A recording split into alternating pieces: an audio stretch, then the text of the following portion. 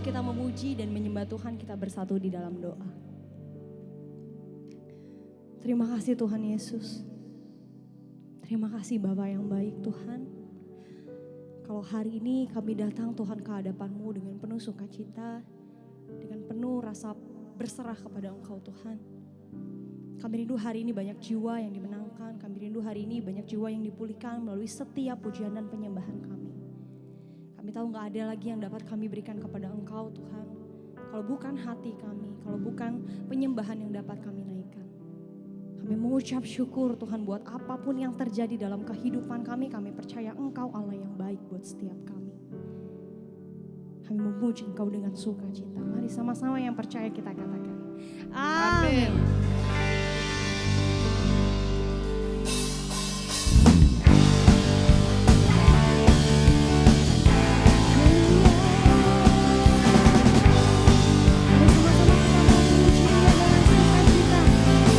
Sama-sama kita katakan. Kasih setiamu yang tak bagiku, hikmat kebajikan sedia bagiku.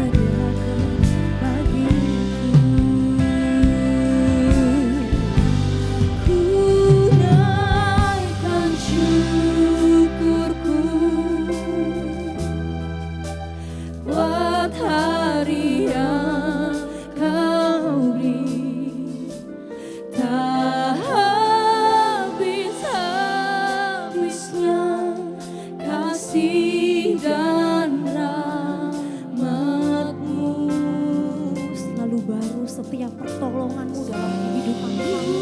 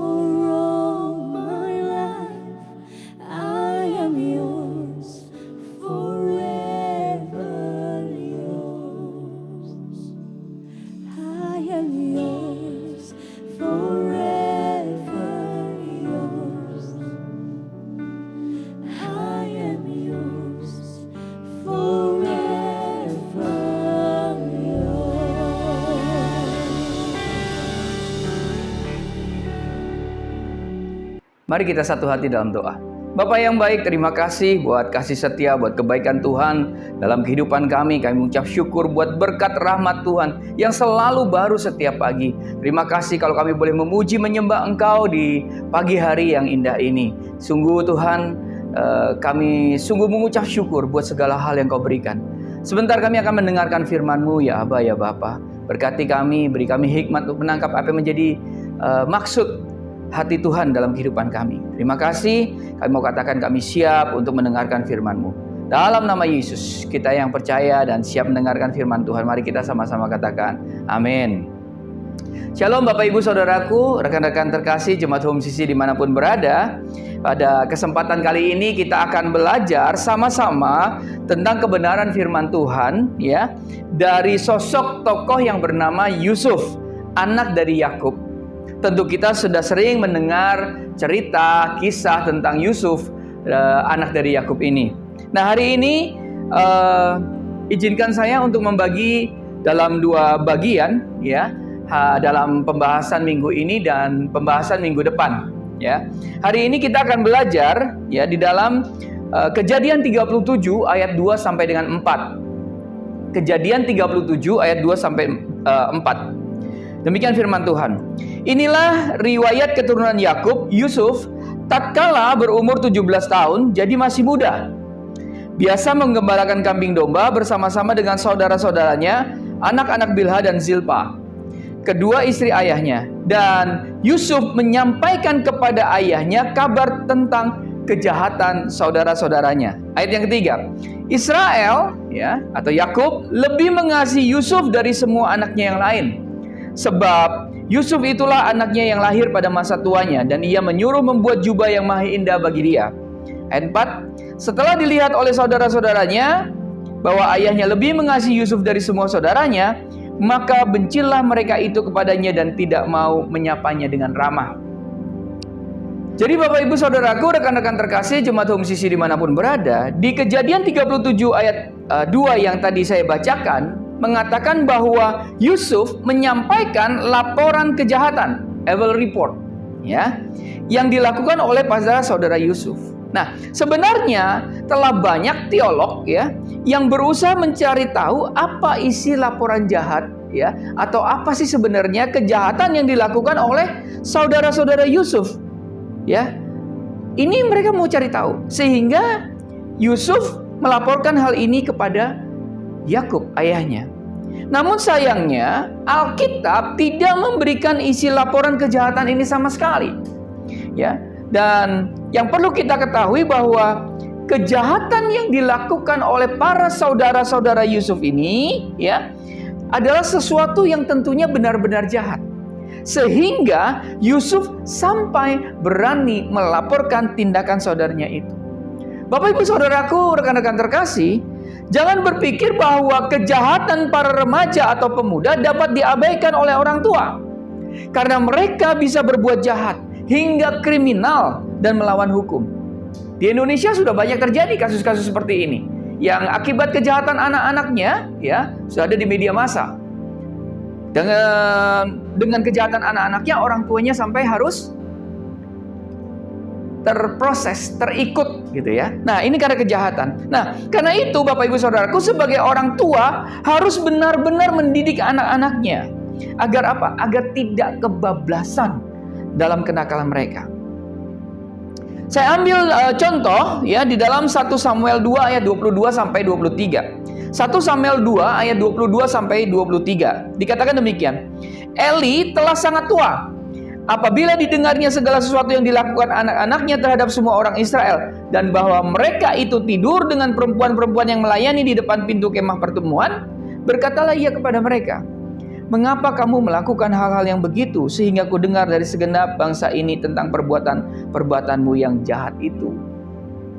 Kata laporan jahat antara yang dilakukan saudara Yusuf dan anak-anak Eli memakai kata Ibrani yang sama, yaitu rah, yang berarti jahat. Nah, atas tindakan pelaporan yang dilakukan oleh Yusuf, membuat Yusuf dibenci ya oleh saudara-saudaranya. Sampai di sini mungkin sebagian orang berpikir agar kita ya Jangan menjadi pengadu kepada orang tua kita atas kejahatan dan keburukan daripada yang saudara-saudara ya kita lakukan.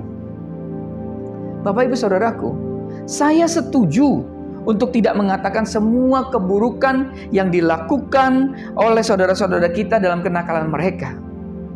Namun bila yang dilakukan ya bukanlah kenakalan atau keisengan semata-mata, namun yang dilakukan adalah kejahatan, tentu kita harus melaporkannya. Kenapa? Karena kejahatan yang dilakukan pastilah berdampak, Bapak Ibu Saudaraku.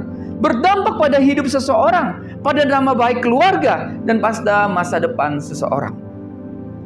Sementara kalau keisengan atau kenakalan remaja yang ringan, yang tidak membahayakan, tentu tidak perlu kita laporkan semua kepada orang tua.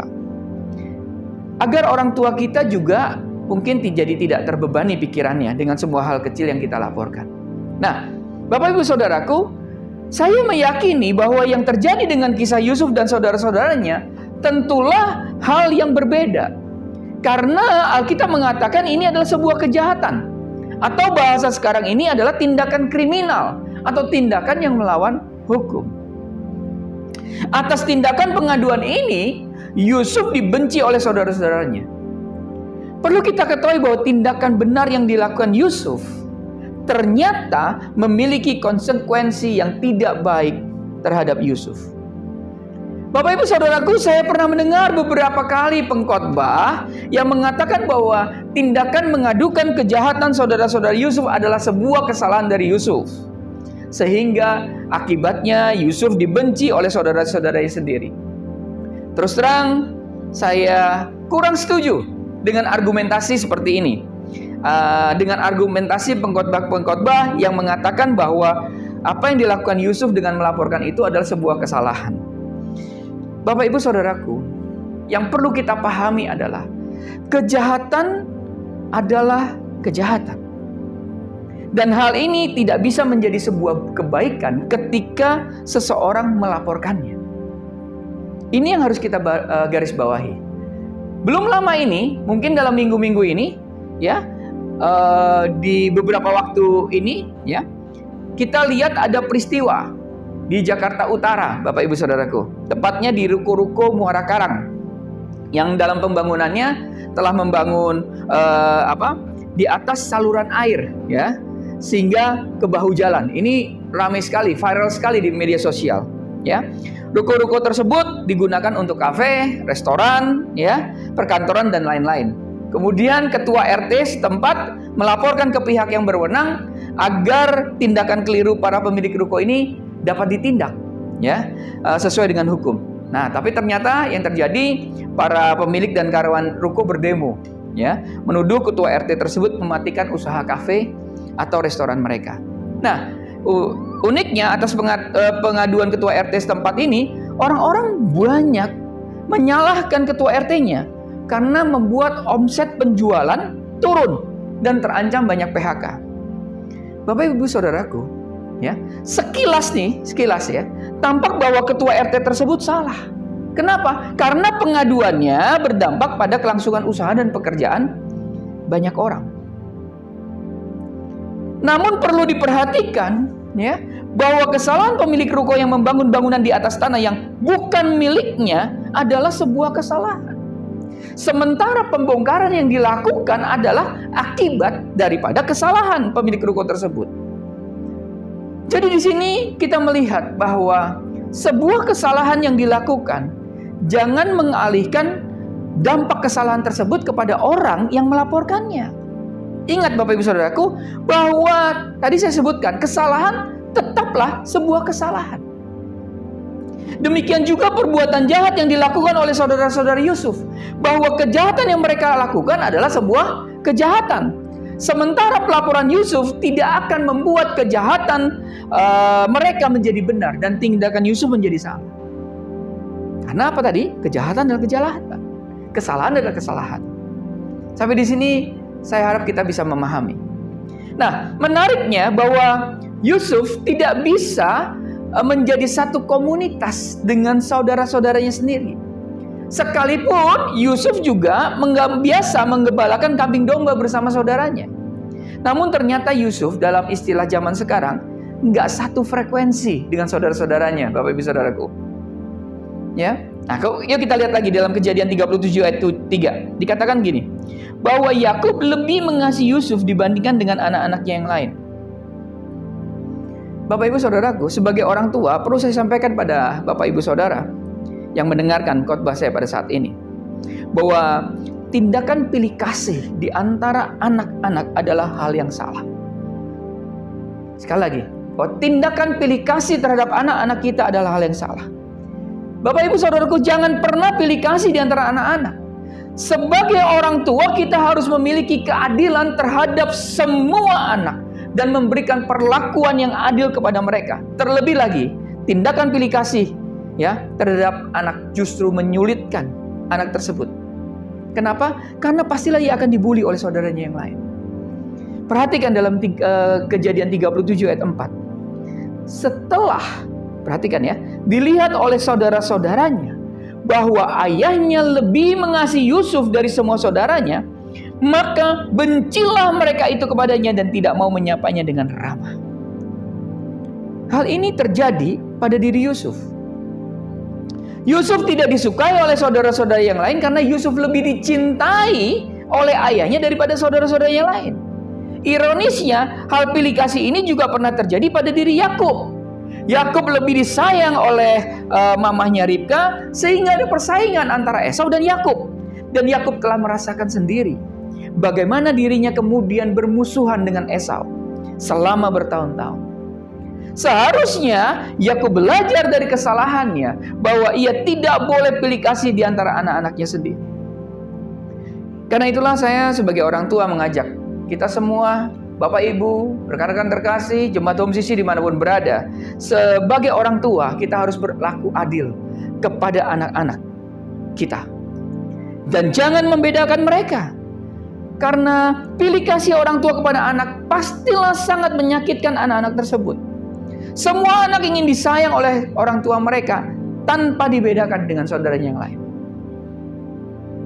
Bapak Ibu Saudaraku, jemaat Home Sisi dimanapun berada, pada khotbah Yusuf di bagian pertama ini ada dua kesimpulan yang ingin saya sampaikan, atau ada dua poin yang ingin saya sampaikan. Yang pertama, sebagai anak-anak Tuhan, kita harus memiliki komunitas yang benar, komunitas yang sama-sama takut akan Tuhan. Katakan amin. Komunitas yang satu frekuensi di dalam hal kebenaran. Firman Tuhan katakan di dalam Yohanes 15 ayat 18 sampai 19. Yohanes 15 ayat 18 sampai 19. Jikalau dunia membenci kamu, ingatlah bahwa ia telah lebih dulu membenci aku daripada kamu. Sekiranya kamu dari dunia, tentulah dunia mengasihi kamu sebagai miliknya. Tetapi karena kamu bukan dari dunia, melainkan aku telah memilih kamu dari dunia, sebab itulah dunia membenci kamu. Jadi, jangan takut kalau kita dibenci oleh teman-teman dunia, oleh teman-teman yang tidak memiliki integritas, atau oleh teman-teman yang berbuat kejahatan. Kita sebagai anak-anak Tuhan harus berbeda dengan dunia ini. Katakan amin. Bukankah Tuhan Yesus sendiri telah mengatakan bahwa karena kita adalah anak-anak Allah, maka dunia membenci kita. Jadi, tetaplah tegak lurus kepada Tuhan. Tegak lurus kepada Yesus Kristus. Tetaplah menjadi benar dalam kebenaran firman Tuhan, sekalipun teman-teman dan komunitas menjauhi kita. Poin yang kedua yang saya mau tekankan pada kesempatan kali ini adalah, Bapak Ibu Saudaraku, jangan pernah kita sebagai orang tua pilih kasih kepada anak-anak kita. Pilih kasih orang tua di antara anak-anaknya ya, sudah pasti sangatlah menyakitkan hati anak-anak. Karena itu jangan pernah membedakan anak-anak kita. Pilih kasih orang tua kepada anak-anaknya menyakitkan dan membuat konflik antara anak dengan anak. Bapak Ibu Saudaraku, kasih anak-anak kita dan terimalah mereka apa adanya, termasuk kekurangannya. Katakan amin. Sebagai orang tua, tentu juga harus menyediakan waktu dengan anak-anak, karena mereka memerlukan kita. Ya, jadi orang tua yang baik dan benar. Jangan seperti Ishak dan Yakub yang justru pilih kasih terhadap anak-anak mereka sehingga justru menyulitkan diri mereka sendiri. Bapak Ibu Saudaraku, Jemaat Om Sisi dimanapun berada, dari kisah Yakub dan Yusuf terlihat bahwa kedua anak yang justru mendapatkan perhatian lebih, mendapatkan kasih sayang lebih, justru dibully dan mendapatkan tindakan kekerasan dari saudara mereka. Karena itu pada saat ini mari kita sama-sama belajar firman Tuhan. Kita sama-sama belajar untuk menjadi pribadi yang semakin mengerti firman Tuhan dan kebenarannya. Tuhan Yesus memberkati. Bapak yang baik, terima kasih buat kebenaran firman-Mu yang dinyatakan pada pagi hari ini. Kami Tuhan belajar dua hal. Kami mau Tuhan ada dalam satu komunitas yang memiliki frekuensi yang sama, yaitu yang tegak lurus kepada Allah Bapa saja, yang tegak lurus kepada Yesus Kristus saja, yang memegang kebenaran firman Tuhan, apapun konsekuensinya.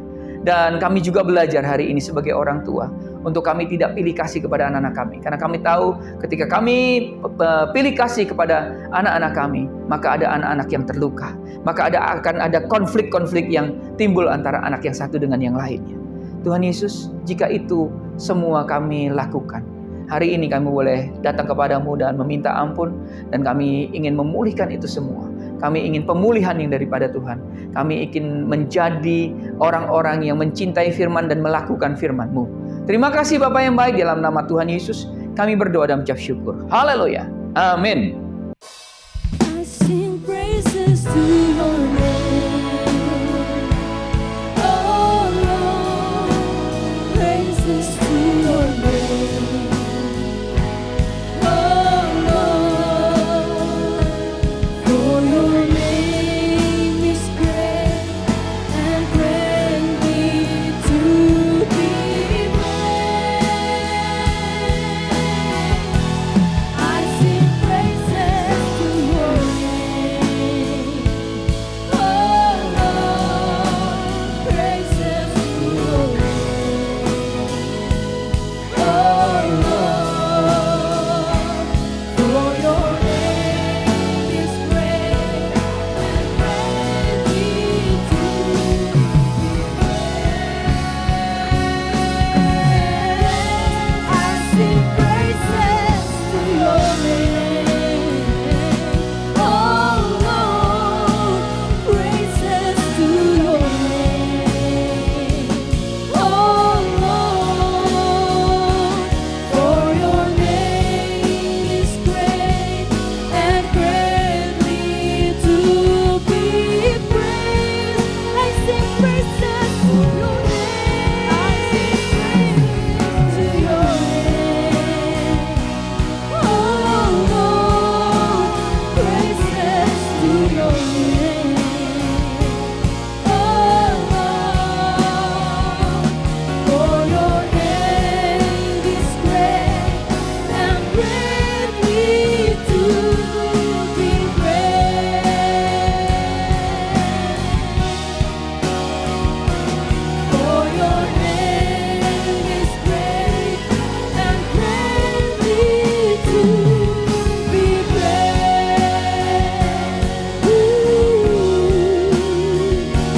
For your name is great and greatly to be praised.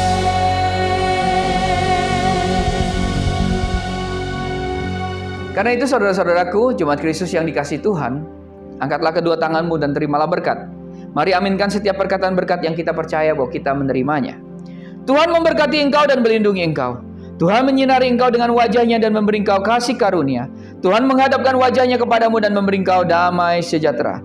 Kiranya kasih dan penyertaan Bapa di surga dan damai sejahtera dari Tuhan Yesus Kristus serta penghiburan dari Roh Kudus terus menyertai kita sampai Maranatha Tuhan Yesus datang kembali. Kita yang sudah menerima berkat Tuhan, mari kita sama-sama katakan amin. Selamat hari Minggu, selamat menikmati kebersamaan dengan keluarga, selamat menikmati damai sejahtera daripada Tuhan di dalam kehidupan kita sehari-hari. Terus mencintai Tuhan, berhenti menghakimi dan selalu jadi berkat. Tuhan Yesus memberkati.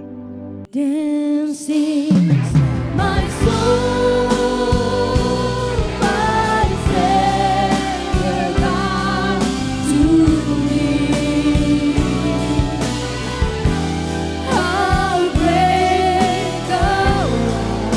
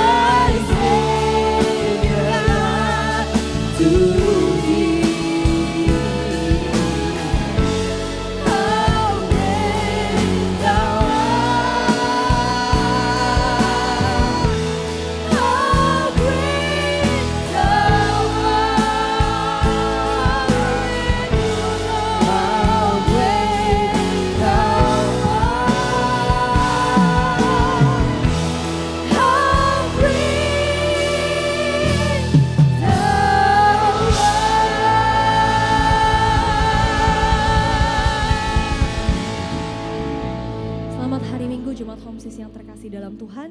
Tuhan Yesus memberkati.